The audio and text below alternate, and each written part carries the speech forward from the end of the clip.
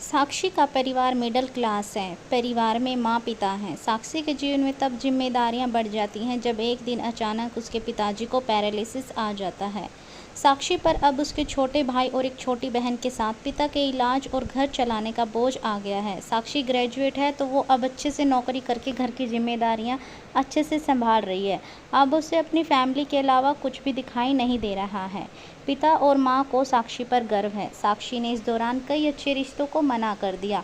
इनमें से कुछ उनके रिश्तेदार ने बताए थे, इसलिए रिश्तेदार अब साक्षी से थोड़ा जलने लगे। साक्षी को एक लड़का रचित कुछ दिनों से फॉलो कर रहा होता है। लड़के को साक्षी अवॉइड करती है, लेकिन उस लड़के का रिश्ता लेकर उसकी माँ उनके घर आ जाती है। वो लड़का अच्छी पैसे वाली फैमिली से था। साक्षी को अब अपने माँ और पिता का बहुत ज़्यादा प्रेशर होता है। इस वजह से वो काफ़ी मनाने के बाद मान जाती हैं, लेकिन वो एक शर्त रखती है कि वो अपने घर को संभालेगी और नौकरी नहीं छोड़ेगी। लड़के की माँ यह मान जाती है। शादी होती है। शादी के लिए वो खुश हैं। शादी से पहले वो लड़के से मिलकर बात करना चाहती है, लेकिन लड़के की तरफ से कोई पहल नहीं होती तो वो कुछ नहीं कहती। जल्दी से शादी करवा दी जाती है। रचित शादी के दिन ही कई दिनों बाद उसे दिखाई दिया है। बहुत नर्वस लग रहा है, वो जिससे पीछे पड़ गया था। शादी उसी से हो रही है, लेकिन फिर भी उसके चेहरे पर खुशी नहीं है। साक्षी को बात अजीब लगती है। उसको अंदेशा हो जाता है कि कहीं कुछ गड़बड़ ज़रूर है।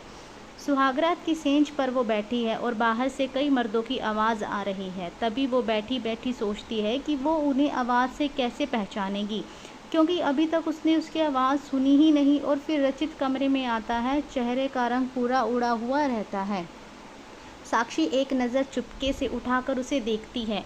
वो भी बिस्तर के एक कोने पर बैठ जाता है। कई देर हो जाती है। साक्षी को अजीब लगता है, क्योंकि रचित ना कुछ बोलता है न ही उसके पास आता है। फिर साक्षी ही पहल करती है और कहती है कि सुनिए, आप इतने नर्वस मत होइए, मुझे आप पसंद हैं।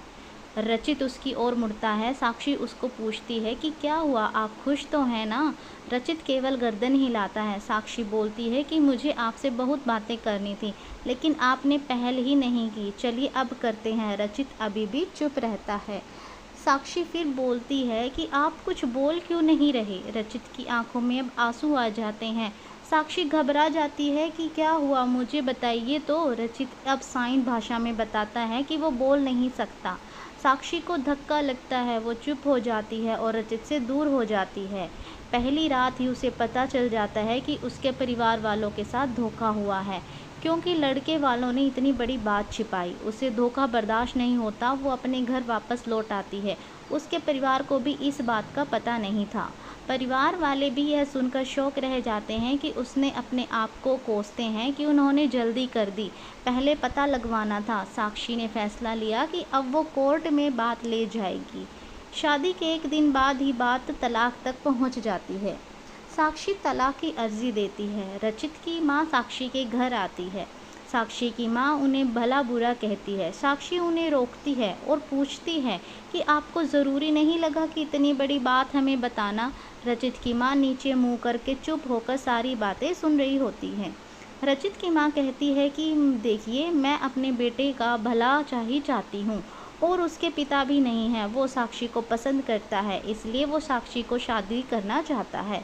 मैंने हिम्मत की बोलने की, मगर मैं नहीं कर पाई। फिर मुझे डर भी लगा, क्योंकि पहली बार उसने कुछ करने को कहा। उसने तो मुझे बोला था कि मैं तुम्हें सब कुछ बता दूं, और मैं चाहती भी थी, लेकिन नहीं कर पाई।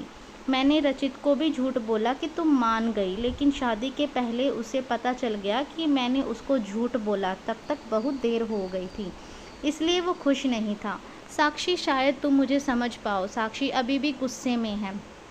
वो बोलती हैं कि मुझे रचित के ना बोलने से कोई प्रॉब्लम नहीं है। गुस्सा इस बात का है कि आपने धोखा दिया, झूठ बोला, और वो मुझे बर्दाश्त नहीं। तलाक की अर्जी के बाद रिश्तेदार तो साक्षी और उसके परिवार की इस हालत पर खुश हैं।